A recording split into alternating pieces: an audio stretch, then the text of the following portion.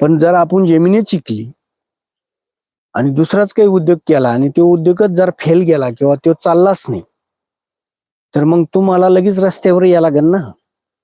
आणि तसं जमीन कशी की बुवा असली, ह्या पिकाने यंदा साल दगा द्यायला हरकत नाही, एक साल तारामळ काढू, तेल नाही मिळालं तर नाही मिळालं, पण मग पुढच्या वर्षी कमीत कमी ते फायदा देऊन जाईन. कारण का देईन, तर जमीन राहिली म्हणून ते करता येईल. पण जमीनच नसली तर मग काय करता? हे महत्वाच्या गोष्टी होऊन जातात ना.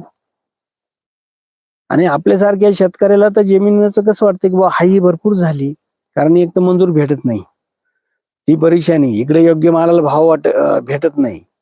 आणि मग आपल्याला वाटतं जाऊ दे बाबा, ही भरपूर शेती झाली, आता शेती तू नाही घेताना आपण दुसरं काही बिझनेसचं धोरण बघू किंवा शेतीला जोडधंदा बघू किंवा एखाद्या शहराच्या ठिकाणी प्लॉट घेऊ. म्हणजे अशी बी काही शेतकऱ्याची स्वप्न राहतात, ते करतात काही काही. मग शेती घ्यायच्या ऐवजी ते दुसरीकडे पैसे वेस्ट करतात.